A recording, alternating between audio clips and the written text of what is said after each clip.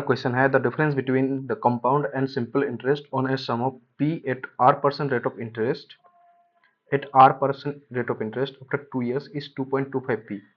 If the simple interest on the same sum at the same rate of interest after 1 year is s minus 2.25p, then what is the compound interest on the same sum at the same rate of interest after 2 years? कुछ समझ में नहीं आया होगा एक बार पढ़ के, तो आप एक बार दो बार और पढ़ लेना, लेकिन मैं जल्दी जल्दी इसका सॉल्यूशन दे रहा हूँ, बार बार नहीं पढ़ूंगा। आप पॉज करके एक दो बार और पढ़ लेना क्वेश्चन को समझने के लिए, ठीक है।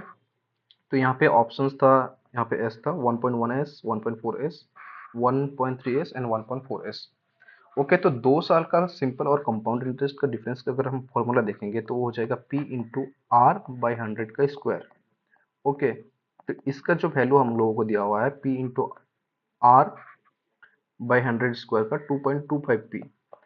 यहाँ से पी काट देंगे और स्क्वायर स्क्वायर हटा देंगे, तो यहाँ पे r अपन में 100 इक्वल टू यहाँ पे 1.5 रह जाएगा, यानी कि r का वैल्यू हमारा 150% निकल आएगा, ठीक है।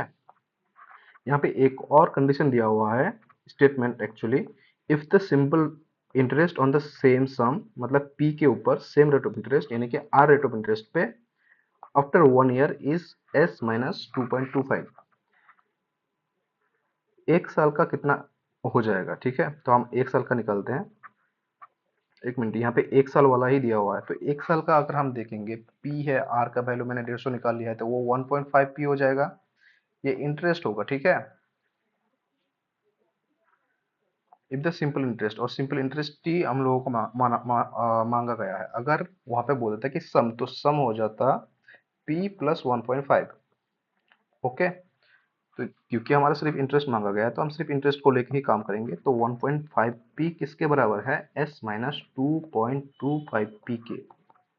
तो यहाँ पे सॉरी, यहाँ पे p आता, p इंटू 1.5, s का वैल्यू हो जाएगा 3.75p। p के टर्म्स में s का ये वैल्यू निकल आया हमारा। ओके, अब बोला गया है क्वेश्चन में, then what is the compound interest on the same sum at the same rate of interest after 2 years, यानी कि 2 साल बाद कंपाउंड इंटरेस्ट कितना हो जाएगा p के ऊपर r% रेट के हिसाब से। तो r 150 निकल आया है हमारा, तो एक साल का कितना हो जाएगा 1.5p, एक और साल का, दूसरे साल का 1.5p। अब ये 1.5 के ऊपर 150% के हिसाब से अगर हम लगाएंगे तो 2.25p आ जाएगा। ओके, ये 2 साल का, ये पहला वाला, ये दूसरा वाला, इन तीनों को अगर हम सम करेंगे तो 5.25p आएगा। 5.25p, p के जगह पे हम s के टर्म्स में निकालना है।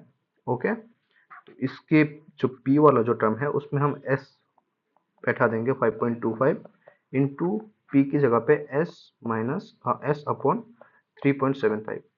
इसको अगर हम काटेंगे तो पहले 25 से काट लेंगे, तो यहाँ पे 21 आ जाएगा और यहाँ पे 15 आ जाएगा, और उसके बाद 5 से काट लेंगे तो 5 और 7 आ जाएगा। तो 7/5 को अगर हम करेंगे तो 1.4s आएगा। तो ये 1.4s ही हमारा आंसर है। इसको टेक्स्ट बुक पे सिर्फ 4% ही सॉल्व कर पाए थे, और अनफॉर्चुनेटली मैं भी उस टाइम सॉल्व नहीं कर पाया था। तो आप ध्यान से देख लेना, काफ़ी कॉन्सेप्चुअल मैथ है, लेकिन टफ बिल्कुल भी नहीं है। ओके, तो मैं ऐसे ही हार्ड हार्ड जो मैथ है उसका सोल्यूशन लाता रहता हूँ, तो उसके लिए चैनल को सब्सक्राइब करके रखिएगा और वीडियो को भी लाइक कर दीजिएगा, ताकि ज़्यादा से ज़्यादा बच्चों तक ये पहुँच सके, ताकि वो लोग ऐसे जो सिली मिस्टेक्स है वो ना कर पाए। Thank you so much, video को